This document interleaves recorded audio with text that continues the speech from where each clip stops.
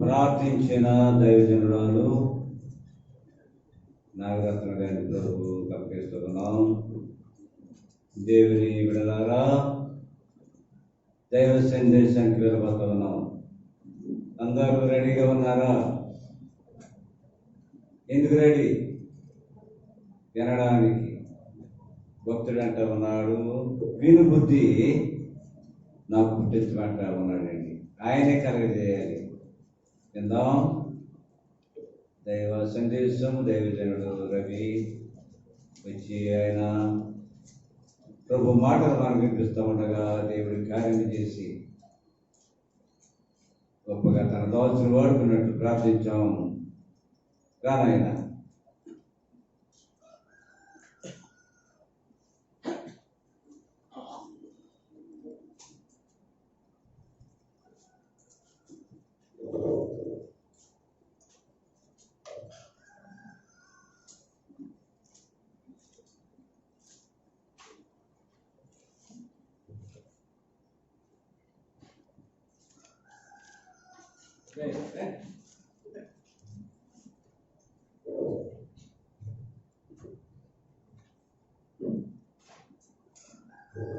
దేవుని పరిశుద్ధ నామమునకు మహిమ కలుగును గాక.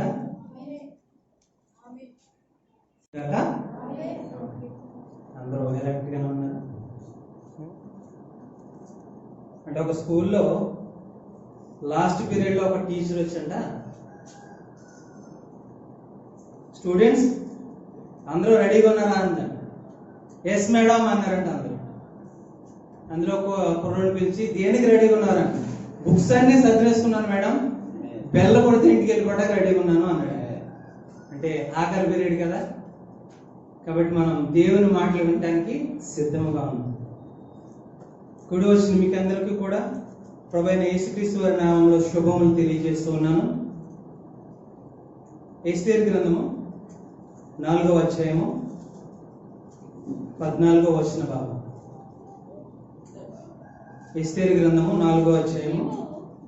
నీవు ఈ సమయమందు ఏమీ మాట్లాడక మౌనముగా నున్న ఎడల యూదులకు సహాయమును విడుదలయు మరి ఒక దిక్కు నుండి వచ్చును.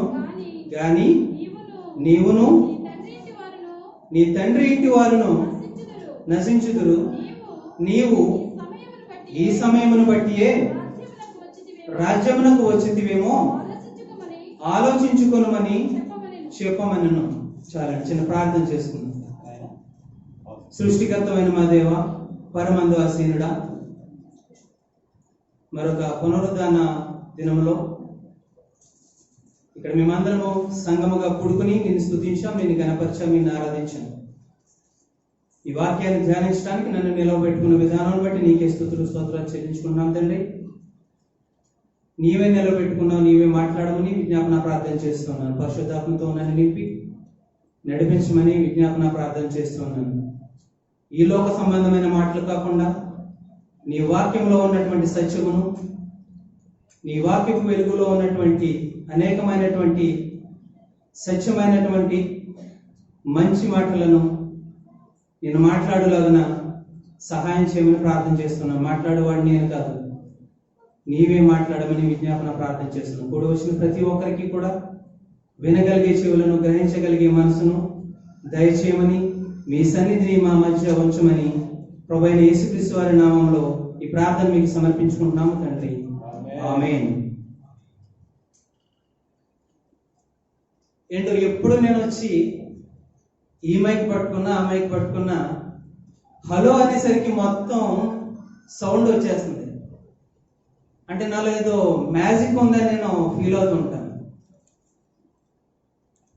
నాలో మ్యాజిక్ ఉందంటారా? లేదు.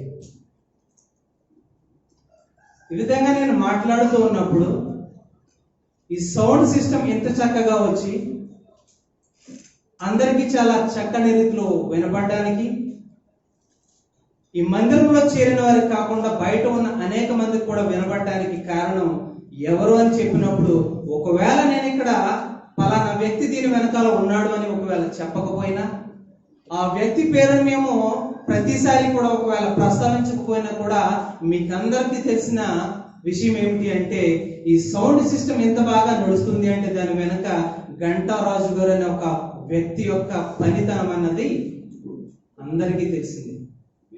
కొన్నిసార్లు ఏంటంటే కొంతమంది చేస్తున్న పనులు ఒకవేళ మనం చెప్పకపోయినా, వారి పేరును మనం ఒకవేళ ప్రస్తావించకపోయినా సరే, ఆ పనితనం చూసినప్పుడు కానీ దాని యొక్క అవుట్పుట్ ఏదైతే ఉందో అది మనం చూసినప్పుడు ఖచ్చితంగా మనకి ఎవరు చెప్పకపోయినా సరే ఆ పని ఫలానా వ్యక్తి చేశాడు కాబట్టి ఇలా ఉందన్నది మనకు తెలుస్తోంది. ఈరోజు మనం ధ్యానం చేయబోయేది ఎస్తేరు గ్రంథం. ఈ ఎస్తేరు గ్రంథంలో ఉన్నటువంటి కొన్ని ప్రాముఖ్యతల్లో మొదటిది ఏమిటి అంటే, ఈ గ్రంథంలో 10 అధ్యాయాలు ఉన్నాయి. ఈ 10 అధ్యాయాల్లోనూ కూడా ఎక్కడా కూడా దేవుడు అన్న మాట ఇందులో కనిపించదు. దేవుడు అన్న మాట కనిపించదు, ప్రార్థన అన్న మాట కూడా ఇందులో ఎక్కడా కూడా కనిపించదు. కానీ ప్రతి సంఘటన మనం చూస్తూ ఉన్నప్పుడు, ప్రతి సంఘటన మనం ధ్యానం చేస్తూ ఉన్నప్పుడు, ప్రతి సంఘటన మనము చదువుతూ ఉన్నప్పుడు దాని వెనక దేవుని యొక్క హస్తము అనేది ఎంత బలంగా పనిచేస్తుంది అన్నది ఈ యొక్క గ్రంథం యొక్క ప్రాముఖ్యత. అయ్యో, ఈ గ్రంథంలో దేవుని యొక్క పేరు ప్రస్తావించబడలేదా అని ఒకవేళ మనం ఇందులో దేవుని కార్యాలు ఏమి లేవా అని మనము అనుకోలేము. చదువుతున్న ప్రతి వాక్య భాగంలోనూ కూడా వెనక ఉండి దేవుని హస్తం ఎంత గొప్పగా నడిపిస్తుందో అన్నది ఈ యొక్క గ్రంథం యొక్క ప్రత్యేకత. ఎక్కడ చూడ 10 అధ్యాయాల్లో కూడా ఎక్కడ కూడా దేవుని యొక్క పేరు అనేది ఇందులో ప్రస్తావించలేదు. దేవుడు అని ప్రస్తావించలేదు, ప్రార్థన అనేది కూడా ఎక్కడ ప్రస్తావించబడలేదు. కానీ ప్రతి వాక్య భాగంలోనూ కూడా దేవుని యొక్క పనితనం కానీ, దేవుని యొక్క కార్యాచరణ కానీ, దేవుని యొక్క ప్రణాళిక కానీ, దేవుడు తన బిడ్డల ఎడల, తన ప్రజల ఎడల, తన మీద విశ్వాసం ఉంచిన వారి ఎడల ఎట్టి రీతిగా తన యొక్క కాపుదల ఉంటుందో ఈ గ్రంథంలో మనము చూడవచ్చు. మన జీవితాల్లో కూడా చాలాసార్లు అలాగే జరుగుతూనే ఉంటాయి. మనం ఏది ఊహించము, కానీ మన జీవితంలో జరిగిపోతూ ఉంటుంది. దీని వెనక ఎవరున్నారని మనం ఆలోచన చేయము, ఎందుకంటే మనమందరం కూడా విశ్వాస జీవితంలో ఉన్నాము. కాబట్టి మన జీవితంలో జరుగుతున్న ఏ చిన్న కార్యమైనా, చిన్న పనైనా కూడా దేవుని మూలంగానే జరిగింది. దీని వెనక దేవుని హస్తం ఉందనేది కూడా మనము గ్రహించగలిగే స్థితిలో ఉంటూ ఉన్నాం. ఈ ఎస్తేరు గ్రంథంలో చూసినప్పుడు ఇందులో ముఖ్యంగా కనపడే వ్యక్తులు 4 ఉన్నారు. మొట్టమొదటిగా చూసినప్పుడు ఎస్తేరు, రెండవదిగా చూసినప్పుడు ఎస్తేరును పెంచినటువంటి మొర్దెకై, మూడవదిగా చూసినప్పుడు అహష్వేరోషు రాజు, రాజ్యమంతటికి రాజుగా ఉన్నటువంటి అహష్వేరోషు, నాలుగవదిగా చూసినప్పుడు హామాను అనేటువంటి వ్యక్తి. ఈ 4 వ్యక్తుల మధ్య జరిగినటువంటి కొన్ని సంఘటనల సమ్మేళనమే ఈ యొక్క ఎస్తేరు గ్రంథం. ఎస్తేరు గ్రంథం యొక్క గ్రంథ విభజన ఒకవేళ మనం చూసుకున్నట్లయితే, మొదటి 2 అధ్యాయాలు మనం చూసుకున్నప్పుడు ఎస్తేరు ఒక సామాన్యమైనటువంటి కుటుంబంలో బానిసలుగా ఉన్నటువంటి యోధా సంతానంలో ఉన్నటువంటి హదస్స అనబడే ఎస్తేరు ఏ విధంగా ఆ యొక్క రాజ్యానికి రాణిగా అయిందన్నది మొదటి 2 అధ్యాయాలు మనము గమనించవచ్చు. 3వ అధ్యాయం చూసినప్పుడు యూదులందరికీ కూడా ఒక విధమైనటువంటి ఆపద అక్కడ కలిగింది. అది 3వ అధ్యాయంలో ప్రస్తావించబడుతుంది. 4, 5, 6, 7 అధ్యాయాల్లో చూసినప్పుడు ఆ యూదులకి, ఆ యూదా జాతంతటికి వచ్చినటువంటి ఆ యొక్క ఆపద ఏదైతే ఉందో దాని నుంచి ఎస్తేరు ఏ విధంగా యూదా జాతి మొత్తాన్ని కూడా ముందుండి ఏ విధంగా కాపాడింది అన్నది ఆ యొక్క 4 అధ్యాయాలు మనము చూడవచ్చు.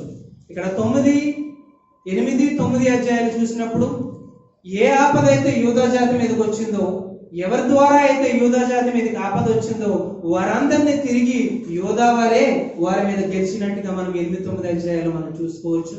10వ అధ్యాయం చూసినట్టయితే ముగింపుగా మనము చూసుకోవచ్చు. మొట్టమొదటిగా మనము ఎస్తేరు గ్రంథం యొక్క సారాంశాన్ని ఒకసారి చెప్పుకున్న తర్వాత కొన్ని వాక్య భాగాలు మాత్రం మనము ధ్యానం చేద్దాం ఈరోజు. ఎస్తేరు గ్రంథం యొక్క మొదటి అధ్యాయం ప్రారంభంలో చూసినప్పుడు అహష్వేరోషు అనేటువంటి ఒక రాజు హిందూ దేశం మొదలుకుని కూషు దేశం వరకు ఇంచుమించు 127 సంస్థానాలని పరిపాలిస్తున్నాడు రాజుగా ఉండి. ఈ అహష్వేరోషు ఏం చేశాడంటే తన కోటలో ఒకసారి విందు చేయించాడు. అల్పులకేమి, గొనులకేమి, అధిపతులకేమి వారందరికీ కలిపి ఒక గొప్ప విందు చేయించినట్టుగా మనం మొదటి అధ్యాయంలో చూడవచ్చు. 7 రోజులు విందు అక్కడ చేయటం మనం చూడవచ్చు.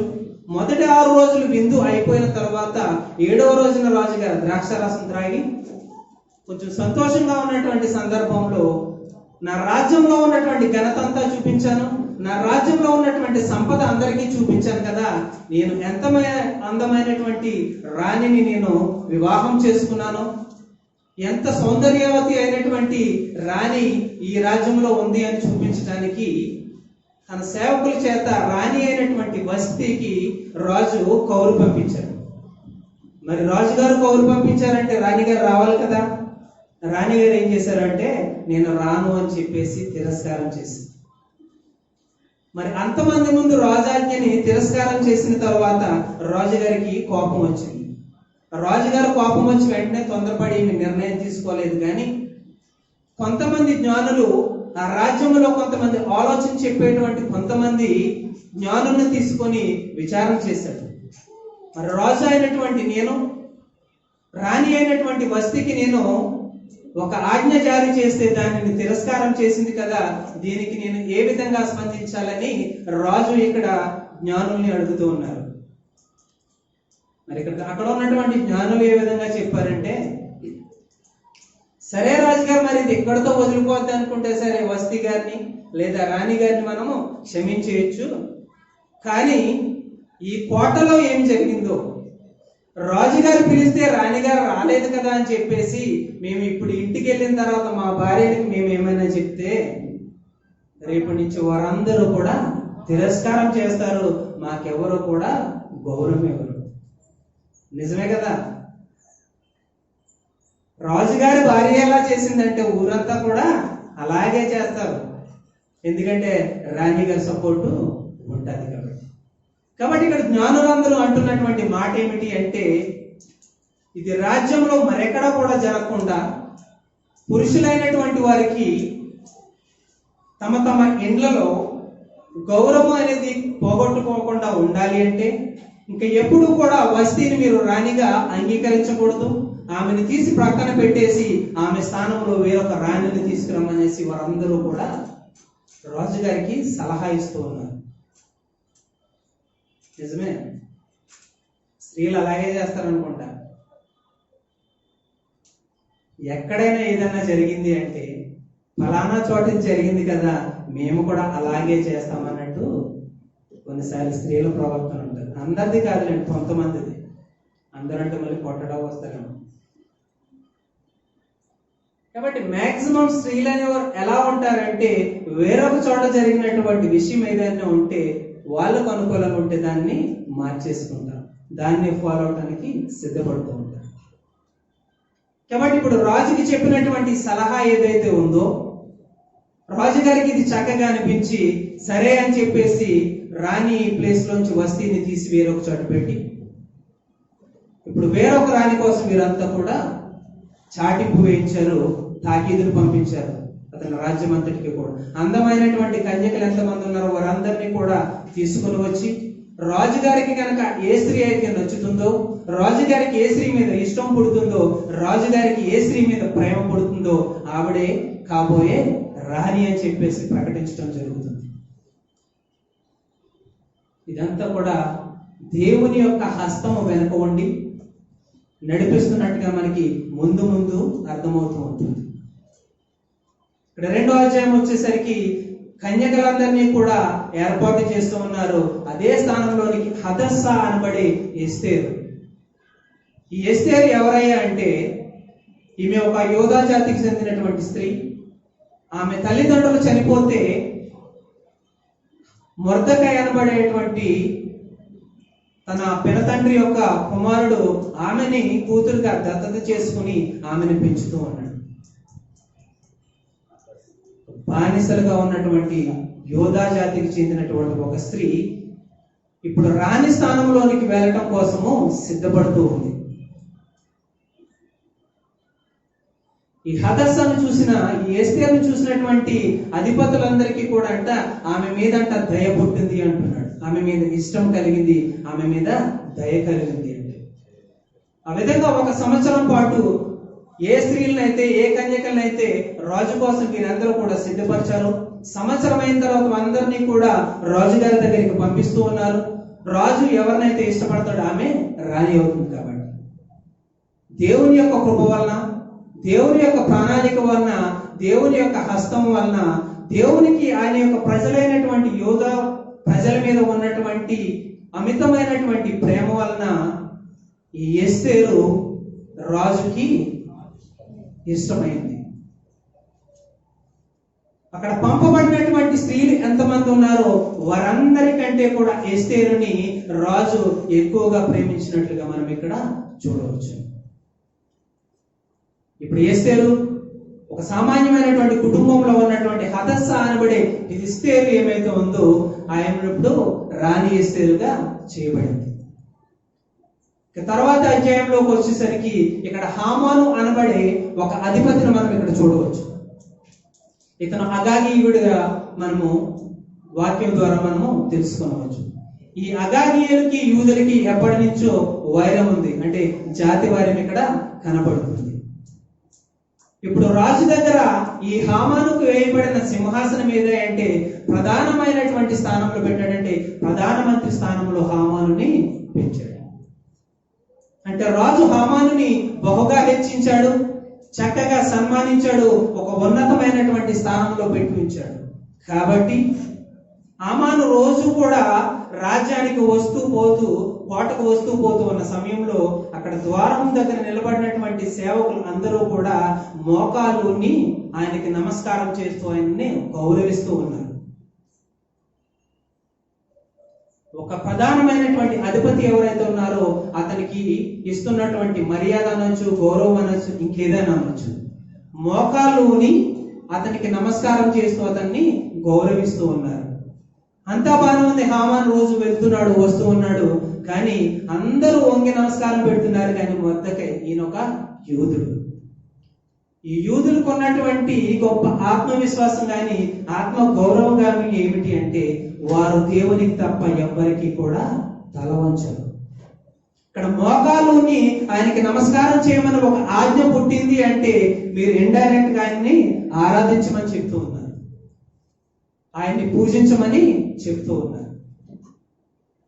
కానీ ఇక్కడ మొర్దెకై ఒక యూదుడైనటువంటి ఈ కారణం చేత అతను అంటూ ఉన్నాడు, నేను అతనికి నమస్కారం చేయను, అతను ఆరాధించను, అతను నేను పూజించను. మరి రాజ్యమంతా కూడా ఆయనకి నమస్కారం చేస్తున్నారు, పూజిస్తున్నారు, ఆరాధిస్తున్నారు, వంగి నమస్కారాలు చేస్తున్నారు. కానీ ఒక్క యూదుడైనటువంటి మొర్దెకై చేయకపోవటము అతను ఒక పగ పెంచుకున్నాడు. ఎవరి మీద? మొర్దెకై మీద. మరి ఒక్కడితోటే పగ పెంచుకుంటే వదిలిపోయేదానికి ఏం చేశాడంటే ఈ మొర్దెకై ఎవరైతే ఉన్నారో అతని జాతి ఏమైనది ఒకసారి ఎంక్వైరీ చేయమని చెప్తే వీరందరూ కూడా యోధా జాతికి చెందిన వారు అని చెప్పేసి తెలిసింది. కాబట్టి ఇక్కడ హామాను చేస్తున్న కుట్ర ఏమిటి అంటే కేవలం అతనికి నమస్కరించలేదని, అతన్ని గౌరవించలేదని ఒకే ఒక ఉద్దేశంతో మొత్తం యోధా జాతిని నాశనం చేయాలని చెప్పేసి ఒక కుట్ర పోన్నాడు. ఇదే విషయం వెళ్ళి రాజుగారికి చెప్పడం, రాజుగారు అంగీకరించటం, యూదులకి వ్యతిరేకంగా ఒక రాజాజ్ఞని జారీ చేసి అదే సంవత్సరంలో 12వ నెలలో ఒక తారీఖు పురమాయించి వారందరినీ కూడా యూదులు 127 సంస్థానాలలో ఎంతమంది యూదులైతే ఉన్నారో ఆ యూదులందరినీ కూడా ఒకే రోజు ఒకే టైంలో వారందరినీ కూడా చంపాలనేటువంటి ఒక ఆజ్ఞ అక్కడ జారీ చేయడం మనము చూడవచ్చు. తర్వాత ఈ విషయం మొర్దెకైకి తెలిసింది, గోనె పట్ట కట్టుకున్నాడు, ఉపవాసం ఉన్నాడు. ఈ విషయం ఎస్తేరుకి తెలిసింది. ఎస్తేరుకి తెలిసిన తర్వాత ఎందుకు గోనె పట్ట కట్టుకున్నావు, ఎందుకు నువ్వు ఉపవాసం ఉన్నావు అని చెప్పేసి మొర్దెకైకి కౌరు పంపిస్తే అతను చెప్తున్న మాట ఇలా యూదా జాతి నాశనం చేయడానికి ఒక ఆజ్ఞ జారీ అయింది, ఒక తాకీదు ఇవ్వబడింది అని చెప్తూ ఉన్నాడు. కాబట్టి మొర్దెకై ఇక్కడ ఎస్తేరుకి ఒక విన్నపం చేస్తూ ఉన్నాడు.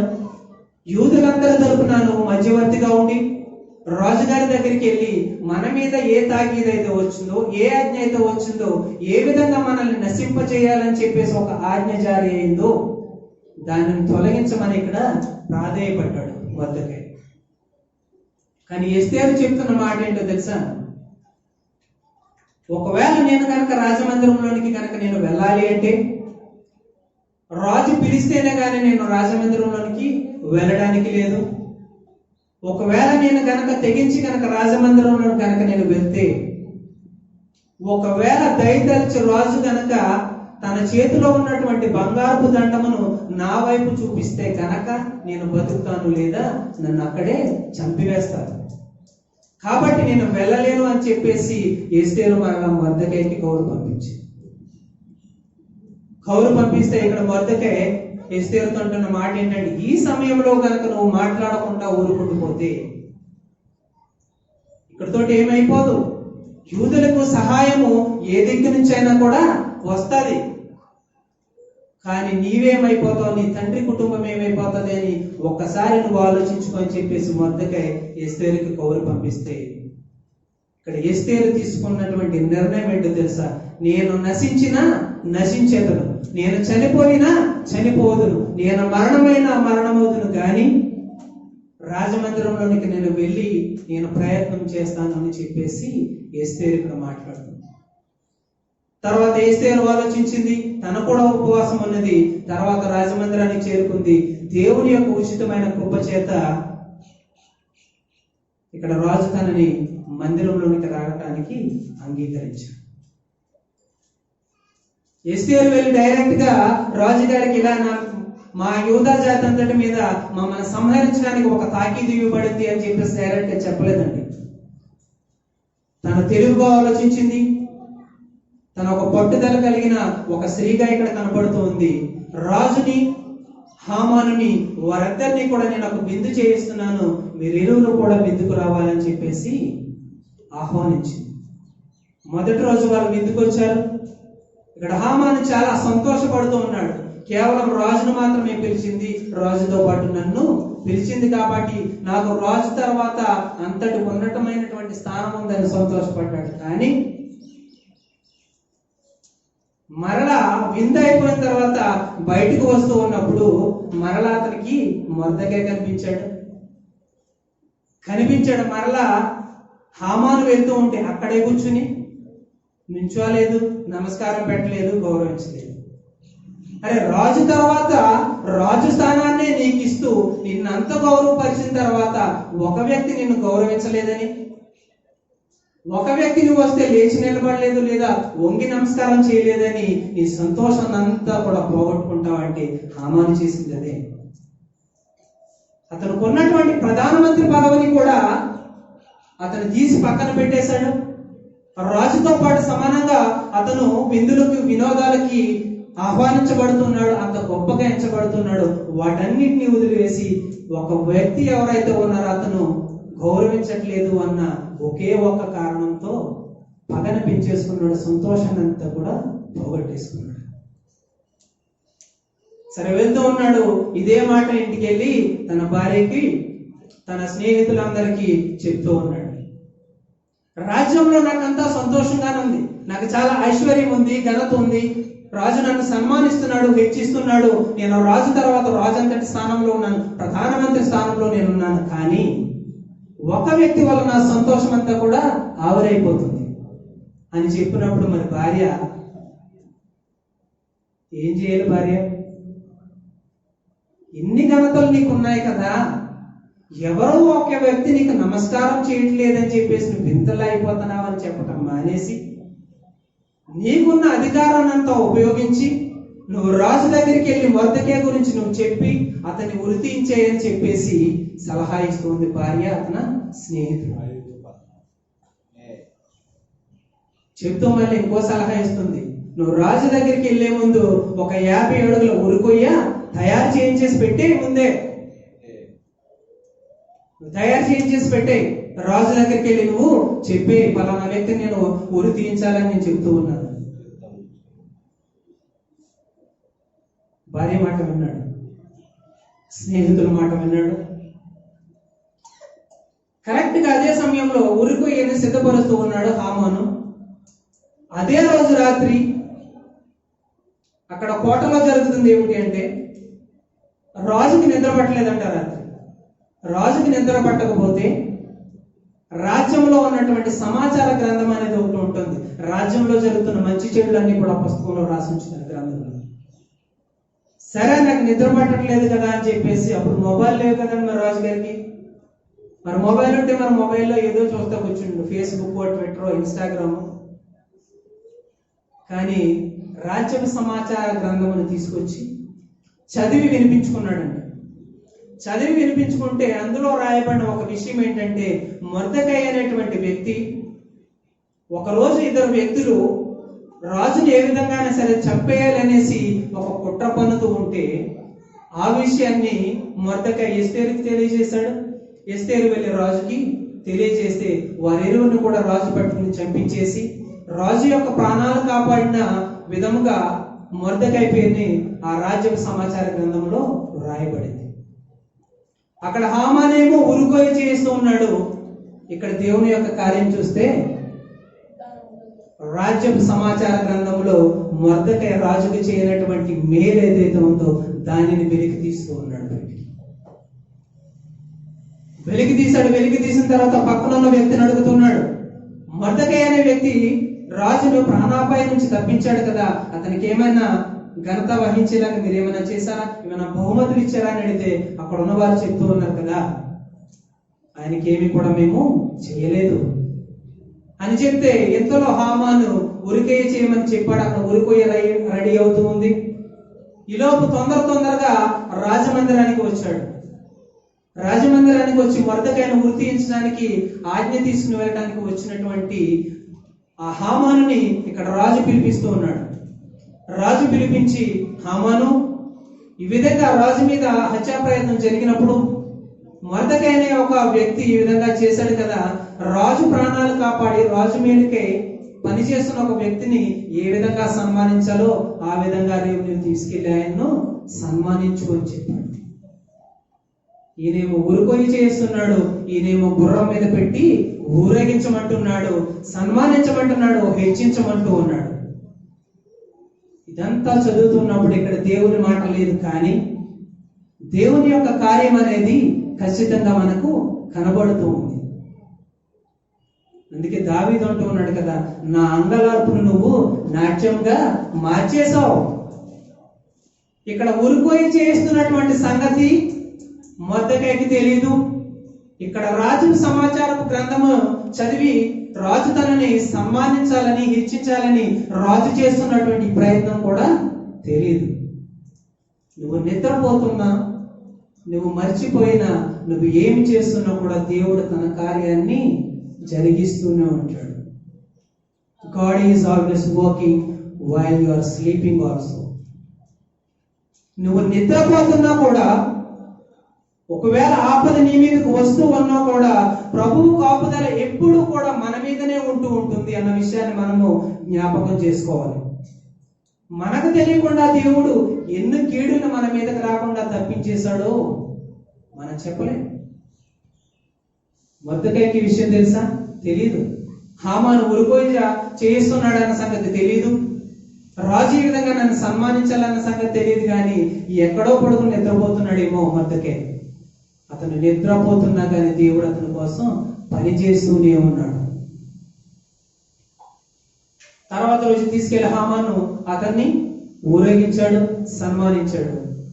రెండవ రోజు విందుకు మరలా ఆహ్వానించింది ఎస్తేరు. మొదటి రోజు విందుకు వెళ్ళారు, కానీ రాజు అడుగుతూ ఉన్నాడు, నీకేమన్నా కావాలా? ఒకవేళ నీకు అర్ధరాజ్యం ఇవ్వాలన్నా కూడా నేను ఇవ్వడానికి సిద్ధంగా ఉన్నాను, చెప్పు ఎస్తేరు అంటే, ఎస్తేరు అంది కదా, మరలా రేపు నేను ఇంకొక విందు చేయిస్తాను, రేపు కూడా మీరు వచ్చినట్లయితే అప్పుడు నాకేం కావాలని నేను చెప్తాను. రెండవ రోజు కూడా రాజు హామాను కూడా ఆ విందుకు వెళ్ళారు. విందుకు వెళ్ళిన తర్వాత రాజు మరలా అడుగుతున్నాడు, ఎస్తేరు నీకేం కావాలో కోరుకో అని. ఎప్పుడు చెప్తుంది ఎస్తేరు, ఇలా నా జాతి మొత్తాన్ని కూడా నాశనం చేయడానికి ఒక తాకీదు ఇవ్వబడింది, ఒక రాజాజ్ఞ బయలుదేరింది, నా యోధా జాతి అంతా కూడా నాశనం అయిపోతుంది అని చెప్పిన తర్వాత ఎవరి పని చేశారని చెప్పేసి రాజు అడిగితే పక్కనే ఉన్న హామానును చూపించింది. హామాను కంగారైపోయాడు. వెంటనే రాజు అతనికి సేవకులను పిలిపించి ఇచ్చిన ఆజ్ఞ ఏమిటి అంటే, అతన్ని తీసుకెళ్లి ఉరి తీయండి అన్నాడు. ఇక్కడ పక్కన ఉన్న వ్యక్తులు చెప్తూ ఉన్నారు, నీకు మేలు చేసినటువంటి మొర్దెకైని ఉరి తీయటానికి హామాను ఒక ఉరికోయ చేయించాడు రాజా అంటే, తీసుకెళ్లి అదే ఉరికోయ మీద ఉరి తీయమని చెప్పేసి చెప్తూ ఉన్నాడు. నువ్వు ఇతరుల కోసం ఏ పన్నాగం అయితే పన్నుతున్నావో, ఇతరుల కోసం నువ్వు ఏ దుష్టాలోచన అయితే చేస్తున్నావో, అది తిరిగి దేవుడు మరలా నీ మీదకి రప్పిస్తాడు, గుర్తుపెట్టుకో. ఏ వ్యక్తినైతే ఉరి తీయటం కోసం, ఏ వ్యక్తి అయితే ఉరికొయ్య చేయించాడో, అదే ఉరికొయ్య మీద అదే వ్యక్తిని ఉరి తీయబడటం అంటే ఇందులో దేవుని యొక్క హస్తం ఉందంటారా, లేదంటారా? ఖచ్చితంగా దేవుని హస్తమే. ఇలా జరగవలసిన దాన్ని దేవుడు ఇలా మార్చేస్తున్నాడు. అందుకే నా అంగలార్పును నీవు నాట్యంగా మార్చేశావు. నేను ఏడవలసిన టైంలో నేను గొంతులు వేస్తున్నాను.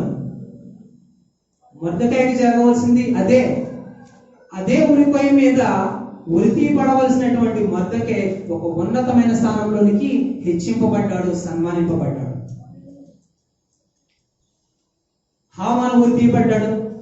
హామాను ఉరి తీయబడిన తర్వాత మరలా ఎస్తేరు వచ్చి మరలా చెప్తుంది, ఇటువంటి రాజాజ్ఞ ఒకటి బయలుదేరింది కదా, దానిని క్యాన్సిల్ చేయమని చెప్తుంది. రాజు అంటూ ఉన్నాడు, ఒక్కసారి రాజాజ్ఞ అనేది బయటికి వెళ్ళిపోతే దాన్ని తిరిగి మరలా తీసుకోకూడదు. ఈ రాజ్యం యొక్క పద్ధతి అదేనేసి చెప్తూ ఉన్నాడు. కాబట్టి మొర్దెకై ఎస్తేరు ఇద్దరు కలిపి మరలా వేరొక తాకీదులు రాయించి ఆ 127 సంస్థానాల్లో ఉన్నటువంటి యూదులందరికీ కూడా రాయించి పంపించారు. ఏ నెల? ఆ సంవత్సరంలో 12వ నెల 13వ తారీఖున యూదులందరినీ చంపడానికి హామాను ఏ తాకీదైతే పంపించాడో, అదే రోజున యూదులందరికీ కూడా మరలా అదే డేట్ ఇస్తూ,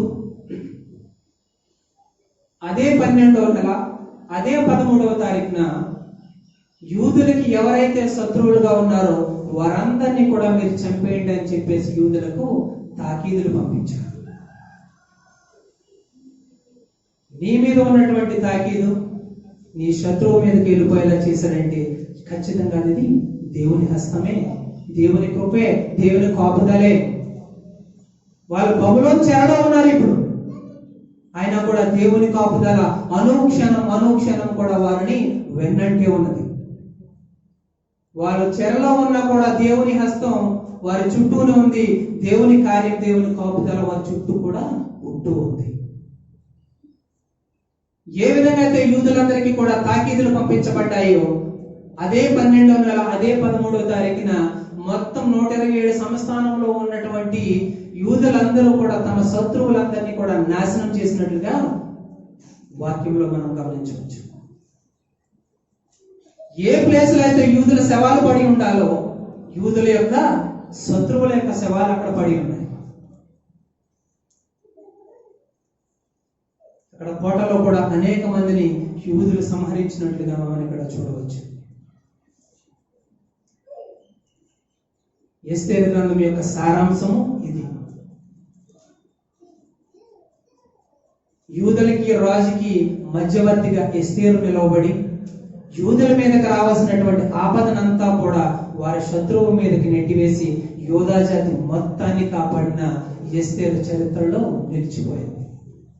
నేను నశించదను కానీ నేను రాజు దగ్గరికి వెళ్తాను, నేను మాట్లాడతానని చెప్పేసి ఎస్తేరు అంటుంది. ఆ ధైర్యం, ఆ తెగింపు, ఆ త్యాగం. ఎస్తేరు యొక్క జీవిత చరిత్రను చూసినప్పుడు ప్రతి స్త్రీ కూడా తన కుటుంబం కోసమో, తన సంఘం కోసమో, లేదా తన యొక్క నివసిస్తున్న గ్రామం కోసమో, తన ప్రాంతాల కోసమో అటువంటి ధైర్యము, తెగింపు ఉండాలి ప్రతి స్త్రీకి. నేను నశించదను కానీ నేను రాజు దగ్గరికి వెళ్ళి దాని గురించి మాట్లాడతాను. రాజు దగ్గరికి వెళ్ళి ఒకవేళ రాజు కనుక ఏ చిరాగ్గా ఉండి నా దగ్గరికి రావడానికి వీలు లేదు ఎస్తేరు అని ఉంటే ఎస్తేరు అక్కడే చంపబడేది, హతమైపోయేది. కానీ అనుక్షణం దేవుని యొక్క హస్తం ఏ విధంగా అక్కడ నడిపింపబడింది, దేవుని కార్యం ఏ విధంగా చేయబడింది అన్నది మనం అక్కడ గమనించవచ్చు. ఇప్పుడు కొన్ని వచన భాగాలు మనము ధ్యానం చేసుకుందాం. ఈ 10 అధ్యాయాలు ఒకసారి ఇంటికి వెళ్ళిన తర్వాత చదివినట్లయితే చాలా ఇంట్రెస్టింగ్ ఉంటుంది. ప్రతి వచనంలోనూ ప్రతి సంఘటనలోనూ దేవుని యొక్క హస్తం, దేవుని యొక్క కార్యం ఖచ్చితంగా కనబడుతుంది. తన ప్రజలైన వారి కొరకు ఆయన కాపుదల ఎంత గొప్పదో ఈ గ్రంథాన్ని చదివితే మనము గమనించవచ్చు. కానీ ఎక్కడ కూడా దేవుడు అన్న పేరు కానీ, యెహోవా అన్న పేరు కానీ, ప్రార్థన అన్న పేరు కానీ ఈ గ్రంథంలో కనబడదు. ఇందులో చూసినప్పుడు కొన్ని ముఖ్య భాగాలు మనం చూసినట్లయితే, మొట్టమొదటి వ్యక్తి ఇందులో మొర్దెకైని తీసుకుందాం. ఎస్తేరు గ్రంథం 4:12-15 వరకు. 4వ అధ్యాయం 12-15 వరకు తెలుపుగా ఇట్లు ప్రత్యుత్తరం ఇచ్చి, రాజనగర్లో ఉన్నంత మాత్రం చేత యూదులందరికంటే నీవు తప్పించుకొందువని నీ మనసులో తలంచుకొనవద్దు. నీవు ఈ సమయమందు ఏమీ మాట్లాడక మౌనంగా ఉన్న ఎడల యూదులకు సహాయమును విడుదలయు మరి ఒక దిక్కు నుండి వచ్చును. కానీ నీవును నీ తండ్రి ఇంటి వారును నశించుదురు. నీవు ఈ సమయమును బట్టియే రాజ్యమునకు వచ్చితివేమో ఆలోచించుకొనమని చెప్పమని చాలండి. ఆల్రెడీ మనం చెప్పుకున్నదే, మొర్దెకై ఒక యూదుడు, ధర్మశాస్త్రాన్ని బాగా పాటించి ధర్మశాస్త్రం ద్వారా నడుచుకునే వ్యక్తుల్లో మొర్దెకై ఉంటూ ఉన్నాడు. అతను దేవునికి తప్ప ఎవరికి కూడా ఆరాధించేవాడు కాదు, మొక్కేవాడు కాదు, పూజించేవాడు కాదు. కేవలం నిజమైన యూదుడు, నిజంగా ధర్మశాస్త్రాన్ని పాటిస్తున్న వ్యక్తి యొక్క ఆలోచన విధానం ఎలా ఉంటుందంటే ఇలాగే ఉంటుంది. వారు దేవుడికి తప్ప ఎవ్వరికి కూడా మ్రొక్కరు, దేవుని తప్ప ఎవ్వరిని కూడా ఆరాధించరు, దేవుని తప్ప ఎవ్వరిని కూడా పూజించరు. ఇలాగే ఉంటారు. ఎక్కడికి వెళ్ళి చూసినా నిజమైన యూదుడు, నిజమైన ధర్మశాస్త్రం పాటించే వ్యక్తి ఈ విధంగానే ఉంటూ ఉంటాడు.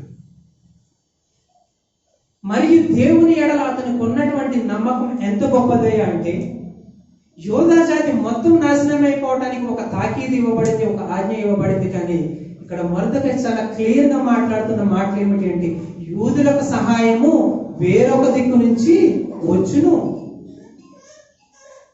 విశ్వాసులైనటువంటి ప్రతి ఒక్కరికి ఉండవలసిన ఆలోచన ఏమిటో తెలుసా? ఇదే.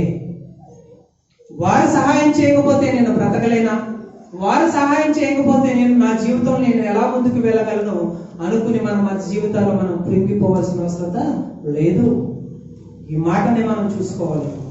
నాకు సహాయము వేరొక దిక్కు నుంచి వచ్చును, వేరొక దిక్కు నుంచి దేవుడు నాకు పంపిస్తాడని మనము ఎప్పుడైతే అనుకుంటామో ఖచ్చితంగా దేవుడు మనకి సహాయం చేస్తాడు.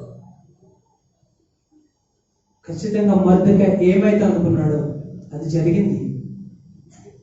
మాకు విడుదల ఎలాగైనా వస్తుంది, యూదులకు విడుదల ఎలాగైనా వస్తుంది, సహాయం ఎక్కడి నుంచైనా వస్తుంది. కానీ నీ పరిస్థితి ఏమిటి మాట్లాడుతున్నాడు. ఒకవేళ ఇందును బట్టే ఒకవేళ దేవుడు ఒకవేళ ఈ సమయంలో నిన్ను ఇక్కడ పెట్టాడేమో, అంటే ఈ సమయంలో నువ్వు ఇక్కడ ఉన్నావు అంటే యూదులకి ఈ పరిస్థితి వస్తుంది అని, ఆ సమయంలో నువ్వు సహాయం చేయడానికి నువ్వు ఇక్కడ ఉన్నావేమో నీవు ఆలోచించుకో. చాలా మంది అందరితో కలిసి ఉన్నప్పుడు బాగానే ఉంటారు, కానీ ఒక పదవి వచ్చేటప్పటికి లేదా ఒక ఉన్నతమైన స్థితి వచ్చేటప్పటికి ఎవరైనా వెళ్తుంటే మాట్లాడటానికి ఇష్టపడరు. మన పదవిని బట్టు లేకపోతే మనకున్నటువంటి ఆ యొక్క స్టేటస్ని బట్టు ఇష్టపడరు, సహాయం చేయడానికి ఇష్టపడరు, ఒక మాట సాయం కానీ ఇంకో ఏ సాయమైనా కూడా చేయడానికి ఇష్టపడరు. కానీ ఒకవేళ మనం ఉన్నత స్థితిలో దేవుడు మనల్ని పెట్టాడు అంటే ఖచ్చితంగా నువ్వు వేరొకరికి సహాయం చేయడానికి, ఒక వ్యక్తి నీ దగ్గరికి సహాయం కోసం వచ్చాడు అంటే నువ్వు ఆ స్థానంలో ఉన్నావు అంటే దేవుడు నిన్ను అక్కడ పెట్టాడు.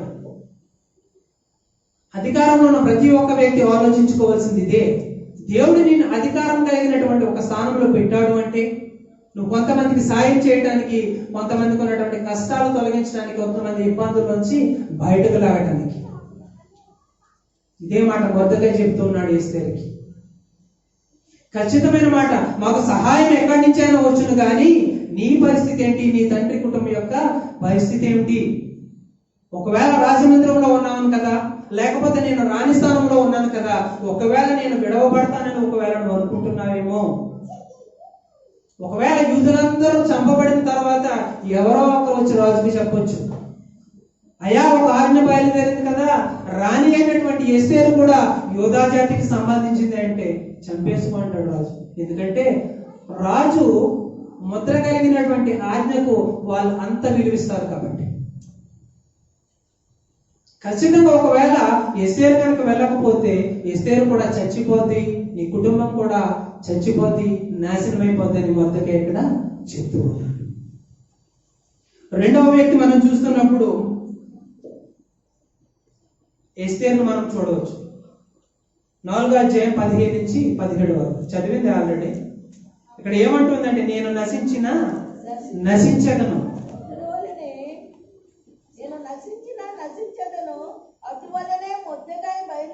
ఎస్తేరు తనకు ఆజ్ఞాపించేంతటి ప్రకారంగా జరిగించింది. ఇక్కడ ఎస్తేరు ఏం చెప్తుందంటే 16వ వచనంలో, నీవు పోయి కోటనందు కనబడినటువంటి అంటే షూషన్ నందు కనబడిన యూదులందరినీ సమాజ మందిరమునకు సమకూర్చి నా నిమిత్తం ఉపవాసం ఉండి 3 దినముల అన్నపానములు చేయకుండి నేనును నా పనికత్తెలను కూడా ఉపవాసముందుము. ప్రవేశించుట న్యాయ వ్యతిరిక్తముగా నున్నను నేను రాజునందుకు ప్రవేశించుదును, నేను నశించదను. ఎస్తేరు యొక్క ధైర్యం, ఎస్తేరు యొక్క పట్టుదల, ఎస్తేరు యొక్క త్యాగం. నేను నశించిపోయినా పర్వాలేదు కానీ, నేను చనిపోయినా పర్లేదు కానీ నా జాతిని కాపాడటానికి నేను ధైర్యం చేసి తెగించి నేను రాజునందుకు వెళ్తానని చెప్పేసి ఎస్తేరు ఇక్కడ చెప్తూ ఉంది. ఈ గ్రంథంలో చూసినప్పుడు ఎస్తేరు ప్రభువైన యేసుక్రీస్తు వారికి సాదృశ్యంగా కనబడుతుంది. ఇప్పుడు యూదులకి రాజుకి మధ్య ఒక మధ్యవర్తి కావాలి. ఇప్పుడు హామాను ఒక ప్రధానమంత్రి స్థానంలో ఉన్నాడు. హామాను దాటి ఎవరు కూడా రాజు దగ్గరికి వెళ్ళడానికి వీల్లేదు. అంటే హామాను కంటే పైన ఎవరైతే ఉన్నారో వారు మాత్రమే రాజు దగ్గరికి వెళ్ళి మాట్లాడాలంటే ఇప్పుడు ఆ స్థానంలో ఉన్నది ఎవరు? రాణి ఎస్తేరు ఉంది.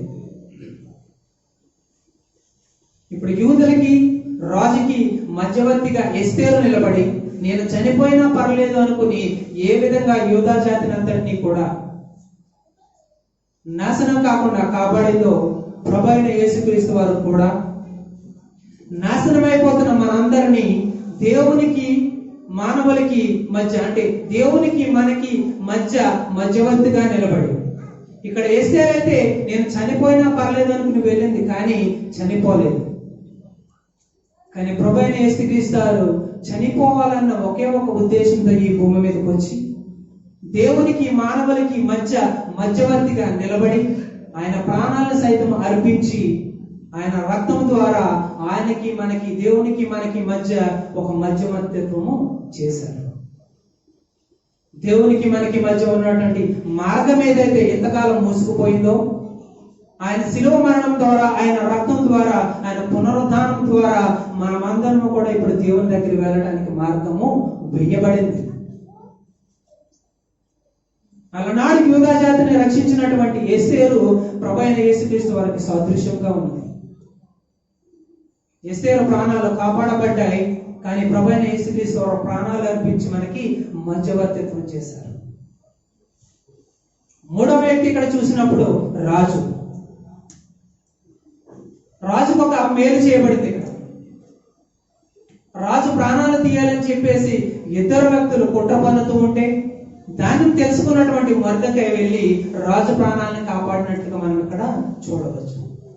చేసిన మేలును మర్చిపోకుండా రాజు ఏ విధంగా రాజు ప్రాణాలు కాపాడి రాజుకు మేలు చేసిన వ్యక్తికి ఏ విధమైనటువంటి ఘనత రావాలో, ఏ విధమైనటువంటి సన్మానం జరగాలో, ఏ విధంగా హెచ్చించబడాలో మొర్దెకైని ఆ స్థానంలో ఉంచినట్టుగా మనము వాక్యంలో చూడవచ్చు. చేసిన మేలును మర్చిపోనటువంటి అహస్వేరోషు రాజు మనకి కనబడుతూ ఉన్నాడు. ఇక్కడ మనకి కూడా ఒక హెచ్చరిక కనబడుతుంది. ఎవరైనా ఒకవేళ నీ జీవితంలో నీకు మేలు చేస్తే, ఎవరైనా ఒకవేళ నీ జీవితంలో నువ్వు నిలబడటానికి కానీ, నీ జీవితంలో కష్టాలు వచ్చినప్పుడు నీకు తోడున్నప్పుడు కానీ, లేదా నీ జీవితంలో వచ్చినటువంటి శ్రమలలో నీ వెంట నడిచినటువంటి వారిని ఎప్పుడు కూడా నీవు మర్చిపోకూడదు. రాజు చేసిందే, తన ప్రాణాలు సైతం కాపాడినటువంటి మొర్దెకైని దేవుడు రాజు హెచ్చించాడు, సన్మానించాడు. అతని మేలును మరిచిపోలేదు. రాజు ద్వారా మనం గమనించవలసింది ఏమిటంటే, ఎవరైనా ఒకవేళ మనకు మేలు చేసినట్లయితే దానిని ఖచ్చితంగా మర్చిపోకూడదు. ఇక్కడ 4వ వ్యక్తి చూసినప్పుడు హామాను ప్రధానమంత్రిగా ఉన్నాడు, ఐశ్వర్యం ఉంది, ఘనత ఉంది. ఎక్కడికి వెళ్ళినా కూడా ఒక ఉన్నతమైన స్థానంలోనూ ఒక ఉన్నతమైనటువంటి స్థితిలోనూ అతను చూస్తూ ఉన్నారు. కానీ అందరూ కూడా నన్నే గౌరవించాలి, అందరూ కూడా నాకు వంగాలి, నమస్కారం చేయాలి, లేదా ప్రతి ఒక్కరూ కూడా నన్ను ఆరాధించాలి, నన్ను పూజించాలి, నా యొక్క అధికారమును బట్టి, నా యొక్క స్థానమును బట్టి నన్ను చూడాలని మనసులో ఏదైతే కుట్ర ఉందో ఒక యూదా జాతి మొత్తాన్ని నాశనం చేయడానికి పూనుకున్నటువంటి హామాను కత్తి పట్టుకున్నవాడి కత్తితోటే మరణిస్తాడు. నువ్వు దుర్మార్గంలో వెళ్తే దుర్మార్గంగానే పోతావు. నువ్వు తప్పుడు దారిలో వెళ్తుంటే తప్పుడు మార్గంలో నువ్వు తప్పుడు ప్రదేశానికి నువ్వు చేరుకుంటావు. ఒకవేళ ఒక వ్యక్తి మీద ఉన్నటువంటి కోపం ఎలాగైనా తీర్చుకోవచ్చు, కానీ మొత్తం యూదా జాతిని నాశనం చేయాలనుకున్నటువంటి హామానుని దేవుని యొక్క మహాకృపను బట్టి తిరిగి ఆ ఉరికొయ్య అతని కోసమే ఉపయోగపడింది. భార్య మాట విన్నాడు, స్నేహితుల మాట విన్నాడు, కానీ అందులో ఉన్నటువంటి సత్యమేదో ఆలోచించలేదు. దానివల్ల అతనికి వచ్చే కీడేమిటో ఆలోచించలేదు. భార్య స్నేహితులు కూడా చాలా గొప్పవారండి. ముందు చెప్పారు, ఉరికొయ్య చేయించేసి రాజు దగ్గరికి వెళ్ళి చెప్పేసి అతను తీసుకొచ్చి ఉరివేసి అతను చెప్పి నువ్వు సంతోషంగా ఉంటావని చెప్పినటువంటి భార్య స్నేహితులు.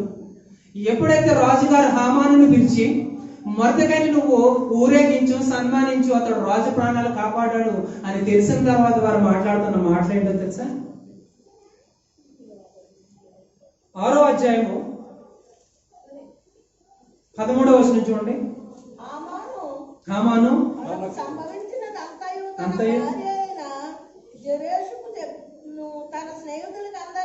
తెలుపగా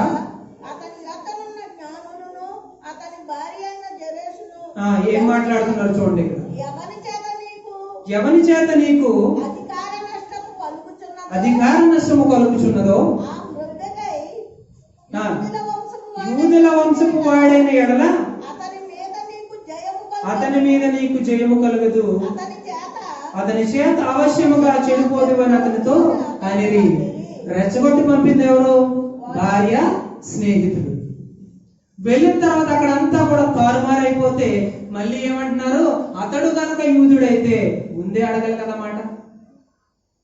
నీకెవరైతే నమస్కారం చేయట్లేదో అతను ఏ జాతికి చెందినవాడు, ఏ తెగకు చెందినవాడు, లేదా ఏ ప్రాంతం వాడని చెప్పేసి అడగటం మానేసి ఉరికొయ్య చేయించే రాజుతో చెప్పే తీసుకొచ్చి ఉరి తీసేయని చెప్పినటువంటి వారు ఇప్పుడు అక్కడికి వెళ్ళిన తర్వాత అంతా కూడా తారుమారేసరికి వీళ్ళు ఏమంటున్నారంటే అతను యోధా వంశపు వాడైనట్లయితే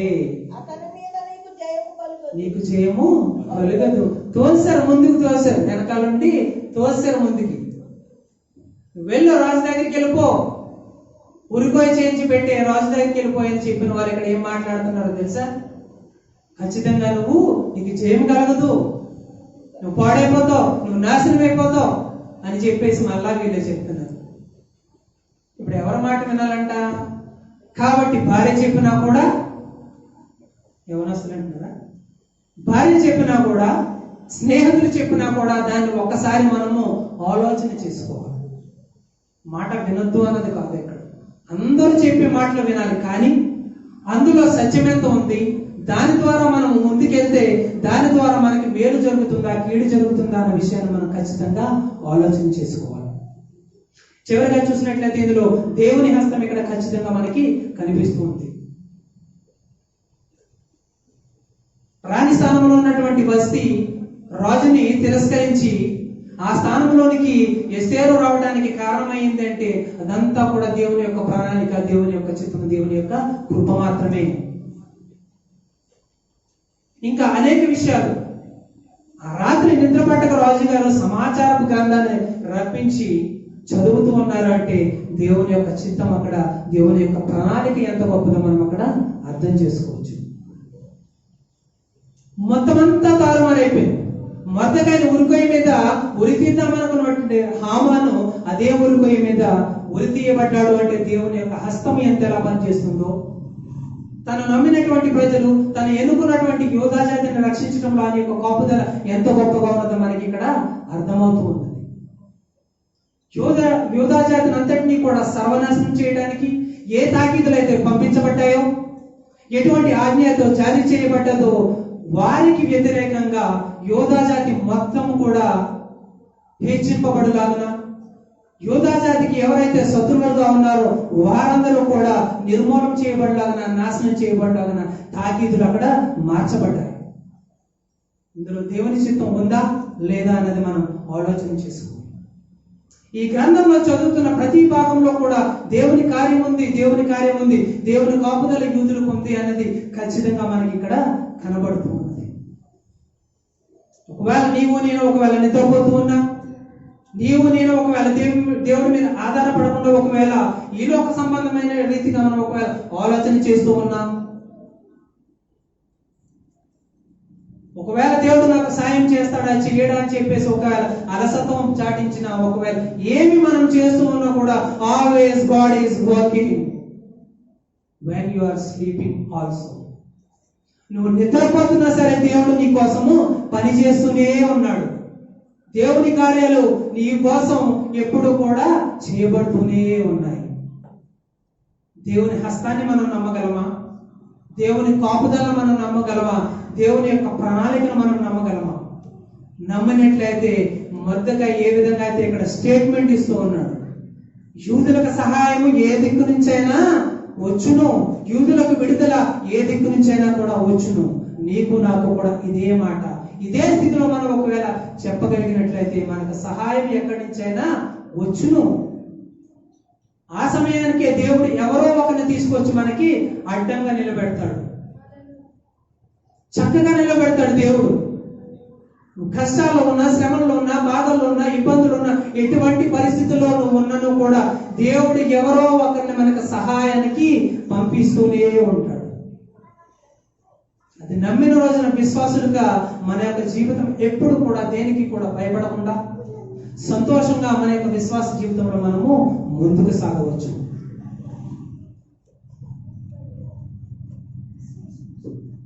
రాజులాగా ఎవరైనా చేసిన దాన్ని గుర్తు పెట్టుకుని తిరిగి ప్రతోపకారం చేయడానికి మనం ప్రయత్నించాలి.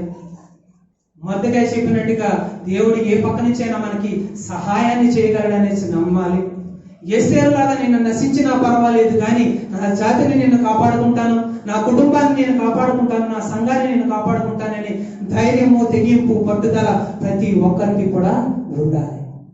చివరిగా హామాను, మనం ఏ చెడు తలంపులు అయితే మనం ఆలోచిస్తామో ఎదుటి వారి గురించి అవి అదే విధంగా తిరిగి మన మీదకి వస్తాయి అని మనము నమ్మాలి. ఎదుటి వారికి ఎప్పుడు కూడా ఆపద తలస్తే మనకి అది తిరిగి వస్తుందని హామాను యొక్క జీవితం ద్వారా మనము గమనించాలి. అన్నిటికంటే ముఖ్యంగా దేవుని హస్తము ప్రతి కార్యం వెనుక ప్రతి నిమిషము కూడా మనతో ఉందని, దేవుని కాపుదల తన ప్రజలైనటువంటి వారికి, విశ్వాసులందరికీ కూడా ఉందని మనము నమ్మాలి.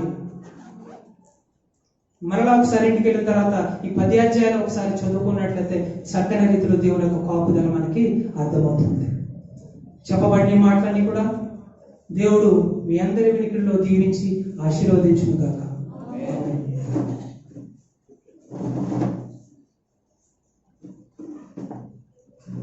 ప్రియులారా, చక్కని సందేశం. ఎవరి గురించి అండి? ఎస్తేరు ఎవరు? ఒక స్త్రీ.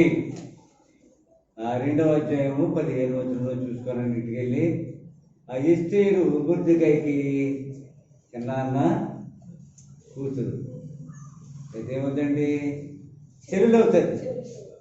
ఆ విధముగా ఆ 15వ వచనంలోని ఎస్తేరును చూసిన వారికి అందరికీ ఆయన యందు మరి ఇప్పుడు స్త్రీలు అలా ఉన్నారండి.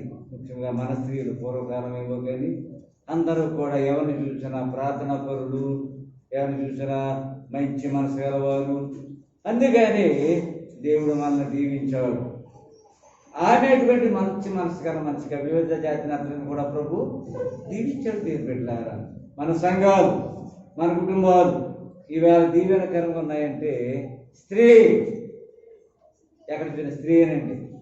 కాబట్టి చక్కని సందేశం ఇచ్చిన దేవజనుడు రవిబాబునికను ప్రభు తన సేవలో వాడుకొని దేవుడు ఇచ్చేది అనేక చోట్ల ఆయన సాక్షిగా వాడుకున్నాడు. మనం ప్రార్థిద్దాం.